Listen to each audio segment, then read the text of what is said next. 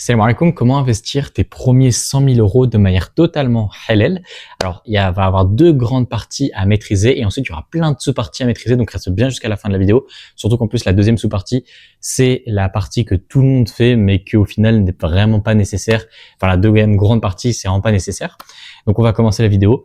N'hésite pas à t'abonner, liker et partager la vidéo. Le premier lien de description, ça va être un appel offert avec moi.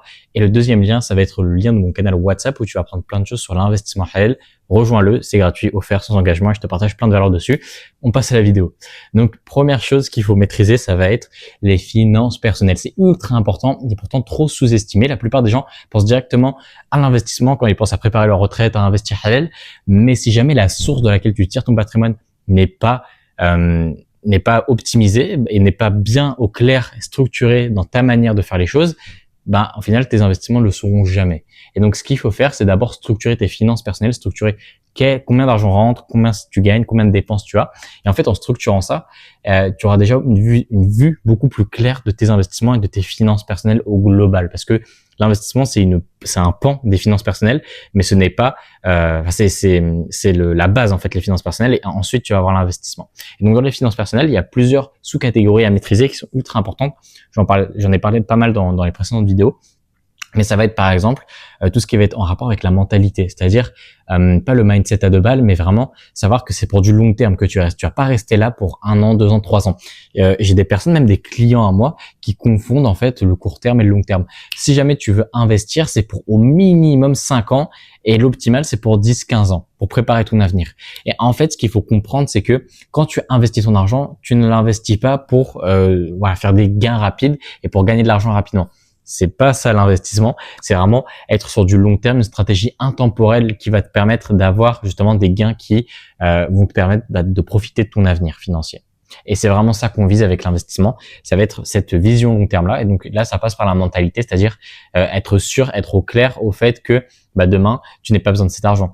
Que demain, tu sais que cet argent-là, tu vas pas y toucher mentalement, psychologiquement, tu sais que cet argent-là, il va rester sur ton compte et tu sais que tu vas pas y toucher, que du coup sur le long terme, ça va être bénéfique à 100% justement d'avoir fait cet investissement.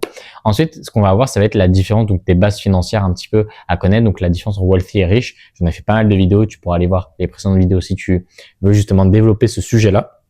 Et ensuite, ça va être tout ce qui va être en rapport avec la gestion purement globale et purement stricto sensu des finances personnelles, donc au niveau des dépenses, au niveau des revenus, pardon, et voilà, au niveau de toute la structuration qu'il va y avoir autour de ces deux éléments-là. Et en fait, c'est le 80-20. Si jamais tu arrives à maîtriser la loi de Pareto du fait de gagner des revenus et de bien gérer tes dépenses, tu gères très bien tes finances personnelles. Et bien sûr, il faut savoir le faire et il faut savoir bien le faire, bien structurer tout ça. J'ai des dizaines de clients justement qui sont venus me voir principalement pour savoir gérer leurs finances personnelles. Et c'est quelque chose qui faut garder à l'esprit. J'ai beaucoup de personnes justement qui ne savent pas du tout comment gérer leurs finances personnelles et que même quand ils pensent savoir gérer, quand on fait des exercices pour pouvoir voir si jamais ils gèrent bien leurs finances, qu'on met vraiment à l'épreuve leurs finances personnelles, en fait, on se rend compte que c'est bancal et qu'au final, la structuration n'est vraiment pas là. Je l'avais fait avec un client, donc il avait 60 000 euros du coup sur le compte et il s'est pas rendu compte, mais pendant 1 an, il a pioché 1 000 euros par mois pendant 1 an sur son épargne. Donc, en fait, ce qu'il faut comprendre, c'est que c'est pas parce que tu penses avoir des bonnes finances personnelles que tu as des bonnes finances personnelles. C'est pas parce que tu as de l'argent que tu as forcément des bonnes finances personnelles.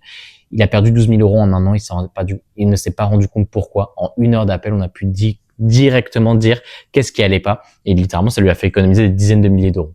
Et en fait, les finances personnelles, c'est tellement important, mais tellement sous-coté. Et je fais une grosse aparté là-dessus parce que c'est vrai que c'est quelque chose que beaucoup de personnes ne prennent pas au sérieux parce que forcément, c'est moins glamour, c'est moins sexy que de dire ouais, j'investis, je fais de l'argent, j'ai investi dans telle entreprise, elle a fait x10. Forcément, ça va faire beaucoup plus envie. Et je comprends à 100%, je suis comme ça moi aussi, tout le monde est comme ça. Mais c'est vrai que purement de manière financière, les finances personnelles, c'est quand même beaucoup plus important. Et c'est ça qui va faire la vraie différence dans tes finances globales. Ça va pas forcément être tes investissements. Demain, si tu gagnes, je sais pas, je dis n'importe quoi, 5 000 euros par mois, tu vas être dans une situation qui va être beaucoup plus stable et tu vas pouvoir épargner beaucoup plus et avoir beaucoup plus de patrimoine in fine que quelqu'un qui gagne 2 000 euros par mois. C'est une réalité financière et faut pas essayer de la nier, faut essayer de l'accepter et justement de faire en sorte d'utiliser cette réalité financière à notre avantage pour nous permettre justement d'en retirer le maximum et de pas rester bloqué dans des situations qui nous conviennent pas. Mais du coup, les finances personnelles, c'est la première chose sur laquelle il faut bosser pour atteindre ce niveau de fortune et ce niveau où tu es libre financièrement et t'as pas besoin de travailler, de vendre ton labeur pour pouvoir avoir de l'argent. Et donc, c'est vraiment ça, le niveau maximum justement de l'investissement, c'est d'être fortuné. Et donc, pour atteindre ce niveau-là, il n'y a pas de secret. Soit tu gagnes beaucoup d'argent et t'épargnes beaucoup, ou alors tu investis très bien ton argent, que tu gagnes de l'argent normalement et que tu gagnes très bien, enfin tu gagnes bien tu gagnes bien ta vie. Et du coup, il faut juste bien le placer, bien l'optimiser. Et ça aussi, ça marche du feu de Dieu. Donc, c'est très bien également de faire comme ça. Donc, il y a deux méthodologies. Moi, je préfère la deuxième parce que c'est la méthodologie que la plupart des personnes vont faire, moi y compris. Et donc, qui permet justement de sécuriser son avenir de manière tranquille, de manière stable, de manière long terme. Et c'est vraiment ça qu'on essaie de viser. Ok. Donc voilà pour la première partie qui est uniquement dédiée aux finances personnelles. Donc, je t'ai donné le 80-20, la loi de Pareto, ce qu'il faut absolument que tu fasses pour déjà bien gérer tes finances aujourd'hui. Si je dois te donner un exercice, ça va être de noter tes dépenses. Ça va être un exercice qui va vraiment t'aider. Alors là, peut-être que tu me fais pas confiance, mais vraiment fais-le. Et si jamais tu as des problèmes avec tes finances personnelles et que tu fais cet exercice, ça va changer complètement tes investissements et ça va complètement changer en fait ta structuration globale au niveau de tes finances. Ok. Donc ensuite, on va voir le deuxième domaine qui va être l'investissement. Donc ultra important également. C'est un domaine aussi beaucoup trop on n'en parle pas également, enfin on en parle beaucoup et qui est beaucoup trop surestimé. Donc les finances personnelles c'est trop sous-coté et les investissements c'est beaucoup trop surcoté. Et en fait au niveau des investissements c'est assez facile en réalité d'investir. Il faut juste investir sur du long terme. Donc choisir des bonnes classes d'actifs, choisir des bons véhicules d'investissement sur du long terme pour pouvoir préserver ton patrimoine. Pourquoi? Parce que l'objectif premier de l'investissement c'est d'abord penser à la préservation et ensuite à la fructification. Et donc, si jamais tu as l'optique de faire fructifier directement ton patrimoine, tu n'arrives pas avec le bon état d'esprit. Donc, on en revient un petit peu à la base. Comme je t'avais dit, elle est ultra importante et t'as pas le bon état d'esprit. Et en fait, il faut d'abord penser à préserver, d'abord sécuriser, stocker ce que tu as et ensuite potentiellement le faire fructifier sur du long terme.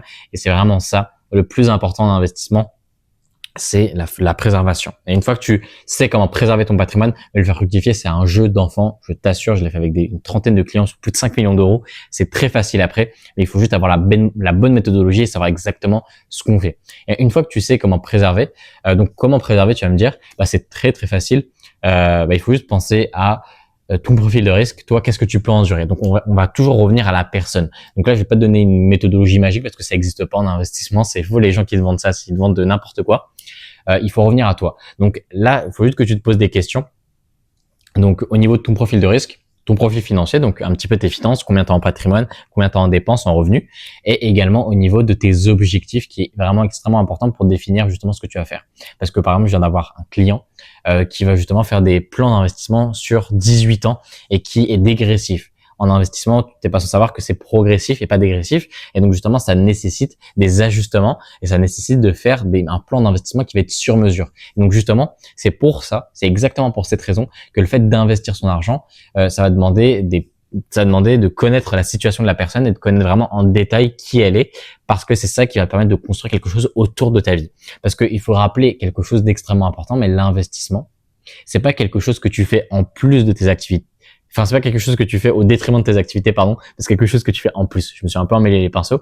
Et donc, en fait, quand tu comprends justement cette chose-là, que c'est quelque chose en plus, et en fait, tu comprends que il faut adapter tout ton environnement pour y inclure l'investissement. Il faut pas prendre l'environnement, enfin, faut pas prendre les investissements et essayer de le foutre dans l'environnement et de faire en sorte que ça marche pas, que ça rentre pas, etc.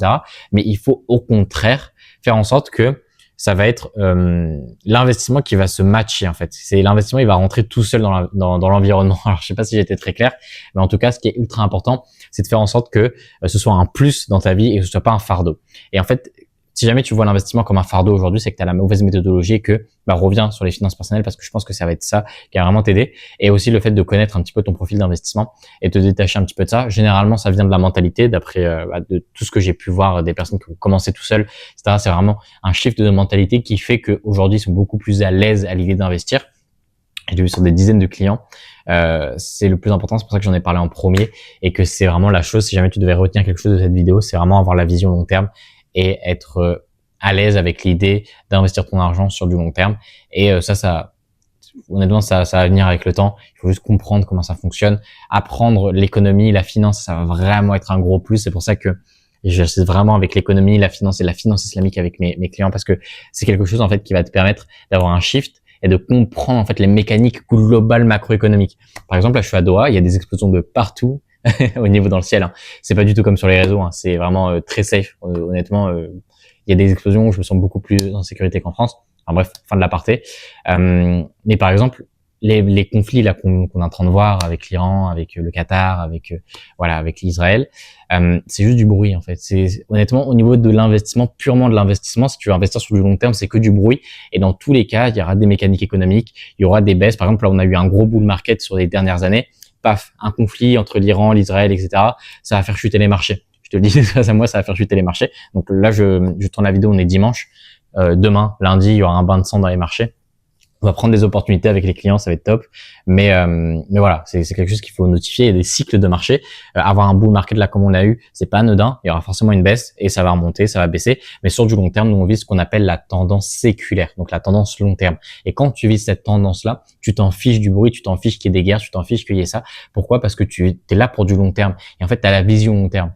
Et en fait, c'est le principe en fait que si jamais tu dois garder quelque chose de cette vidéo-là, ça va être cette vision long terme, que ce soit au niveau de tes finances personnelles, mais également au niveau de tes investissements. Parce que, en fait, une fois que tu sais comment investir, en fait, et d'ailleurs, peu importe, hein, si jamais tu investis 10, 100, 120 000 euros, je pense que la plupart des personnes qui vont me regarder vont investir entre 10 et 100 000 euros. Donc, ça a rien changé au final au niveau que tu investis 5 millions, que tu investis 10 000 euros. Les méthodologies vont être les mêmes, c'est juste les montants que tu vas mettre qui vont être différents. Mais en soi, ça va être la même chose, ça va être les mêmes, on parle en pourcentage en finance, c'est pour ça. Enfin bref, j'ai perdu un petit peu le fil de ce que je disais, mais c'est vrai que c'est extrêmement important, du coup, au niveau de la mentalité, de savoir vraiment ce qu'on veut et de le viser, parce que en investissement, en fait, ce qui va faire que tu vas gagner de l'argent, en fait, c'est la patience. C'est pas le moment d'acheter en fait, on va voir justement le fait d'acheter et de vendre comme la résultante de l'argent qu'on va gagner. Sauf qu'en réalité, c'est pas le fait d'appuyer sur le bouton acheter ou de vendre qui fait que tu gagnes de l'argent, mais c'est le temps qui va séparer ces deux actions. C'est ce que Charlie Munger il disait. Donc c'est un grand investisseur, c'était le bras droit de Warren Buffett. Il fait 19,8% depuis plus de 70 ans. Donc c'est un très très grand investisseur. Et en fait, ce qu'il disait, c'est que les gens sont trop concentrés sur acheter et vendre, parce qu'ils pensent que c'est ça qui va leur faire gagner de l'argent, alors qu'en réalité, ce qui fait vraiment gagner de l'argent et ce qui fait que les gros investisseurs et que les grosses fortunes gagnent de l'argent, c'est parce que entre le moment d'acheter et le moment de vendre, il se passe des années, il se passe des décennies. Et c'est ce qui fait en fait qu'ils gagnent de l'argent sur du long terme. Donc si jamais tu veux gagner de l'argent en bourse, tu veux gagner de l'argent en investissement, même en global, que ce soit de l'immobilier, demain tu achètes de l'immobilier, tu le revends la semaine d'après, t'es pas sûr de faire un profit. C'est exactement pareil avec les actions, c'est exactement pareil avec les sous-coucs, c'est exactement pareil avec toutes les classes d'actifs que tu vas avoir. Il faut avoir la vision long terme. Et si jamais tu as cette vision-là long terme, tu as tout gagné. Et donc au niveau des investissements, pour venir un petit peu au cœur du sujet, j'ai un peu bifurqué parce que c'est quand même assez important. Comment structurer son patrimoine, c'est en se connaissant soi-même. Plus tu te connais et plus tu vas savoir qu'est-ce qui est bon pour toi. Et après, bien sûr, il y a des mécaniques économiques, ça veut dire qu'il faut adapter justement son portefeuille, adapter la pondération initiale en fonction de la macroéconomie et de pas de ce qui se passe, mais de de comment fonctionne l'économie, de comment fonctionne l'argent en tant que tel et comment fonctionnent les mécaniques économiques aujourd'hui. Ce que je veux dire par là, c'est que demain, tu vas pas forcément investir en Afrique parce que c'est pas rentable sur les 10 prochaines années. Voilà, tout simplement. Et donc, il faudra peut-être aller sur des choses qui vont être résilientes et qui vont avoir prouvé justement le fait que ce soit des classes d'actifs ou des actifs qui vont être performants sur du long terme. Donc ça aussi, c'est quelque chose d'assez important. Donc c'est d'allier en fait à la fois du coup le fait que il faut se connaître soi-même, ton profil de risque, ton profil d'investisseur, etc., avec le fait justement de connaître l'économie. Et en fait, quand tu réunis les deux, c'est là où tu as un bon portefeuille d'investissement qui va te permettre de faire de l'argent sur du long terme littéralement et de préparer ton avenir, donc de préparer la retraite, de préparer la résidence principale, de préparer la liberté financière. Je sais que c'est un objectif de voyager, etc. Donc c'est quelque chose aussi qu'il faut prendre en compte et qu'il faut savoir. Et donc c'est comme ça que tu fais pour construire ton portefeuille. Et ensuite, le plus important, c'est de rester avec ce portefeuille, peu importe qu'il pleuve, qu'il vente, que l'Iran attaque, que les États-Unis attaquent, peu importe ce qui se passe, tu restes sur ton portefeuille. Et c'est vraiment ça qui va faire que tu vas gagner sur du long terme, c'est la vision long terme. et avoir les bonnes connaissances. Et donc si jamais tu as les deux, ben en fait c'est parfait. Et ensuite extrêmement important aussi en investissement parce qu'on est musulman et que sa chaîne est dédiée justement à l'investissement halal. Il faut connaître les avis juridiques. Je vois trop de personnes aujourd'hui et je tenais à faire un point justement sur cette vidéo, mais c'est extrêmement important de connaître d'abord les avis juridiques. Honnêtement, quand j'ai commencé justement un petit peu la chaîne Ilyes Wells, etc., je pensais que c'était assez maîtrisé au niveau des avis juridiques, que les gens connaissaient un petit peu ce qu'ils faisaient au niveau de la WIFI, une image mère, au niveau des cryptos, etc. Au final, je me rends compte que les gens investissent mais qui connaissent pas les avis juridiques. J'avais un client, du coup Amine, il va se reconnaître. Il investissait avec l'avis de la WIFI. On a tout restructuré, on a tout revu au niveau de l'investissement, au niveau des différents avis juridiques. Et au final, il m'a dit qu'il préférait investir en fonction de l'avis du majmère. Et donc, c'est ultra important, même avant de commencer l'investissement. Donc, la deuxième partie investissement, une fois que tu as la mentalité, une fois que tu as tout ça qui est en règle, avant même de penser à la structuration de portefeuille, pense à quels avis juridiques tu vas décider de suivre. Parce que cela, c'est le plus important dans l'investissement. Si demain tu suis l'avis de la WIFI parce que c'est un peu l'avis majoritaire, il va te porter, etc. Bah, le problème, c'est que tu l'as pas vraiment étudié. Et donc, que tu n'as même pas les tenants et les aboutissants de cet avis juridique-là et que tu vas même pas forcément être à l'aise avec l'idée d'investir avec cet avis. Je sais pas si tu vois ce que je veux dire, mais c'est extrêmement important d'étudier les avis juridiques, de se poser. Généralement, mes clients, ils se posent une petite après-midi ou une petite matinée pour regarder les avis juridiques et pour savoir justement lesquels ils vont décider de suivre, lesquels ils vont décider d'éviter. Et en fait, en connaissant un petit peu cet univers-là, et ben, c'est ça qui va vraiment te permettre d'investir de manière sereine de manière sereine sur le long terme et de connaître en fait tout ça. Et en fait, si jamais je devais te donner un conseil également durant cette vidéo, ça va être d'étudier les avis juridiques et de connaître un petit peu qu'est-ce qui se fait en finance islamique, ce qui va te permettre en fait d'adapter ton portefeuille d'investissement en fonction de ça. Et donc en fait, le fait de faire ça, tu as tout gagné, littéralement. Ok, donc la vidéo est assez dense, j'ai parlé pas mal d'informations, j'espère que tu as pu prendre des notes et que tu as pu justement appliquer ce que je vais te dire là. Aussi, n'hésite pas à prendre un appel, du coup, premier lien en ligne de description, si tu as un appel d'audit offert avec moi, où on va passer en revue justement ta situation financière. Je vais te faire un plan d'action personnalisé à ta situation, un plan d'investissement personnalisé. Et ensuite, on va voir justement en quoi je pourrais t'aider justement à appliquer ce plan d'action-là. Et également, le deuxième lien de description, ça va être le canal WhatsApp, donc je partage pas mal de valeurs également. Partager une analyse récemment sur la situation justement géopolitique, enfin la situation macroéconomique, pas géopolitique. Je m'intéresse pas trop à la géopolitique honnêtement, mais je pourrais la faire. Voilà, j'ai fait une analyse macroéconomique et donc pour moi on va avoir une récession justement en 2026, une petite baisse de marché.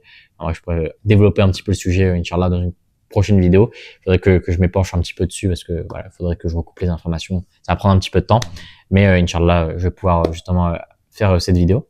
Et donc moi je vous dis à la prochaine. Assalamu alaikum wa rahmatullahi wa barakatuh.